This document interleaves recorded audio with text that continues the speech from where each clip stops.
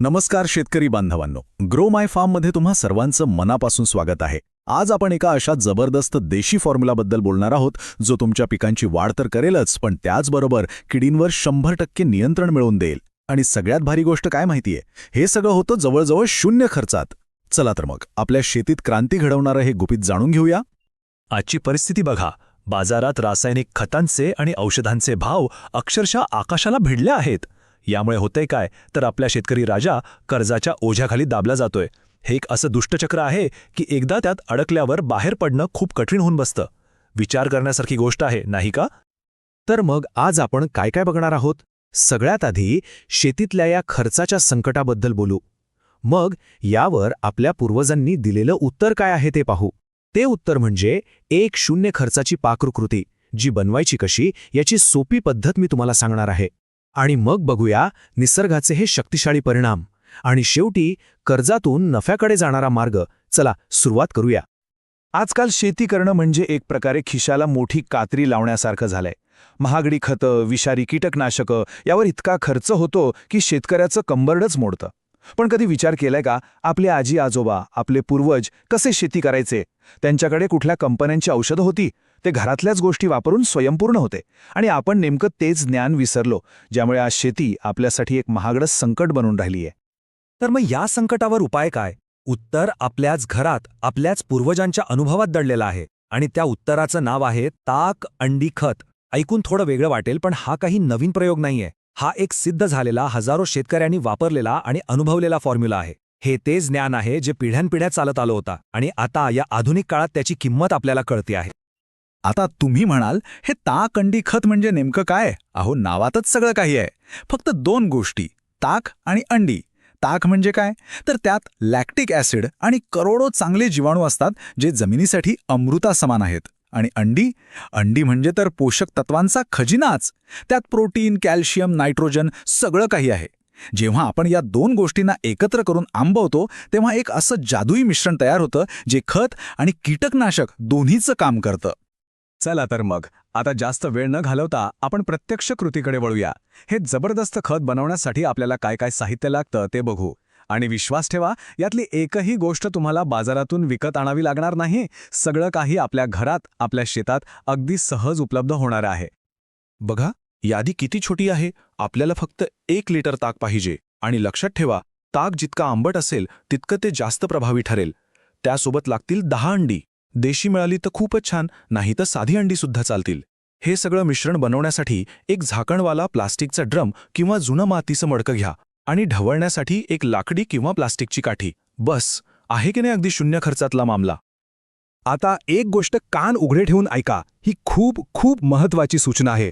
हे मिश्रण तयार करताना चुकूनही लोखंडी किंवा स्टीलचं भांडं वापरू नका. कारण ताकातल्या ॲसिडची आणि लोखंडाची रासायनिक प्रक्रिया होते आणि आपलं सगळं मिश्रण खराब होऊ शकतं. तुमची सगळी मेहनत वाया जाईल. त्यामुळे आठवणीने फक्त आणि फक्त प्लास्टिकचा ड्रम किंवा मातीचं मडकंच वापरायचं. बरं, सगळं साहित्य जमलंय, कोणतं भांडं वापरायचं नाही हेही कळलं. आता आपण थेट कृतीला सुरुवात करूया. मी तुम्हाला फक्त 4 सोप्या पायऱ्यांमध्ये हे खत कसं बनवायचं ते सांगणार आहे. इतकं सोपं आहे की कोणीही सहज करू शकेल. पहिली पायरी, ती 10 अंडी घ्या आणि थेट ड्रममध्ये फोडा. आणि हो, कवच फेकून देऊ नका. कवचा सहित फोडायची आहेत, कारण अंड्याच्या कवचात भरपूर कॅल्शियम असतं, जे आपल्या पिकांना हवं असतं. आता दुसरी पायरी, त्या फोडलेल्या अंड्यांमध्ये 1 लिटर आंबट ताक ओता आणि लाकडी काठीने चांगलं एकजीव होईपर्यंत ढवळा. अंड्याचा पांढरा बलक पूर्णपणे विरघळून मिश्रणाला एकसारखा पिवळसर रंग आला पाहिजे. आता तिसरी आणि सगळ्यात महत्त्वाची पायरी, संयमाची. ड्रमचं झाकण एकदम घट्ट बंद करा आणि त्याला सावलीत ठेवा. पुढचे 10 दिवस याला अजिबात उघडायचं नाही. फक्त रोज एकदा ड्रम हलक्या हाताने हलवायचा. आणि शेवटची, चौथी पायरी, 10 दिवसांनी जेव्हा तुम्ही झाकण उघडाल, तेव्हा मिश्रणाचा रंग थोडा पिवळसर तपकिरी झालेला दिसेल आणि त्याला एक तीव्र आंबवल्याचा वास येईल. सडलेला नाही, आंबवल्याचा. असं झालं की समजून जा, आपलं शक्तिशाली ताक अंडी खत तयार आहे. बरं, खत तर तयार झालं. पण तुमच्या मनात प्रश्न आला असेल की हे एवढंसं ताक आणि अंड्याचं मिश्रण इतकं प्रभावी कसं काय ठरू शकतं? तर याच्यामागे एक जबरदस्त विज्ञान आहे. आंबवण्याच्या प्रक्रियेमुळे या साध्या गोष्टींमधून वनस्पती आणि जमिनीला आवश्यक असलेले अनेक पोषक घटक नैसर्गिकरित्या तयार होतात. या एकाच मिश्रणात आपल्या पिकांना लागणारी तब्बल 9 महत्वाची पोषक तत्व आहेत. नायट्रोजनमुळे झाडं हिरवीगार होतात, फॉस्फरसमुळे मुळं मजबूत होतात आणि फुलं-फळं चांगली लागतात. पोटॅशियममुळे पिकांची रोगप्रतिकारशक्ती वाढते. इतकंच नाही तर मॅग्नेशियम, तांबे, जस्त, लोह, कॅल्शियम आणि जमिनीसाठी अत्यंत गरजेचं असलेलं ह्युमिक ॲसिडसुद्धा यात तयार होतं. म्हणजे हे एक प्रकारे पिकांसाठी कंप्लीट फूड किंवा एक परिपूर्ण टॉनिक आहे. ठीक आहे, खत तयार आहे, त्याचे फायदेही कळले, पण आता सगळ्यात महत्त्वाचं, हे वापरायचं कसं आणि किती प्रमाणात?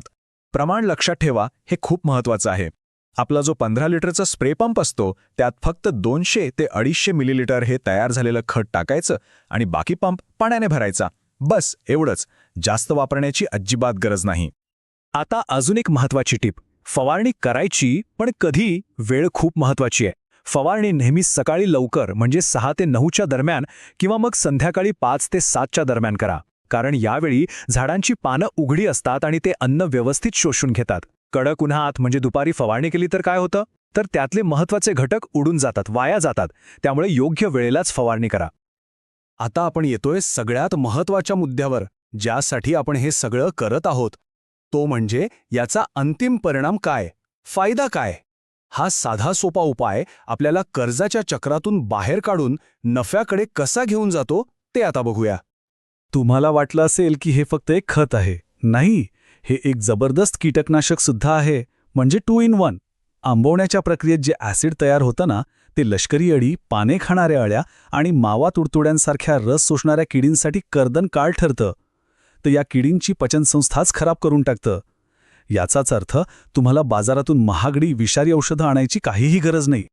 फक्त कल्पना करा, एका बाजूला किडीने पोखरलेली, पिवळी पडलेली, वाढ खुंटलेली पानं आणि दुसऱ्या बाजूला आपल्या या खताच्या फवारणीनंतर आलेली हिरवीगार, टवटवीत निरोगी झाडं. हा फरक तुम्हाला स्वतःच्या डोळ्यांनी तुमच्या स्वतःच्या शेतात दिसेल. आणि यापेक्षा मोठा पुरावा दुसरा कुठला असू शकतो? आता तो आकडा ऐका, जो तुमचं सगळं आर्थिक गणितच बदलून टाकेल. खर्चाचा आकडा. रासायनिक कीटकनाशकांवर एका एकरासाठी आपण किती खर्च करतो? साधारणपणे 800 ते 1500 रुपये, कधीकधी त्याहूनही जास्त. बरोबर.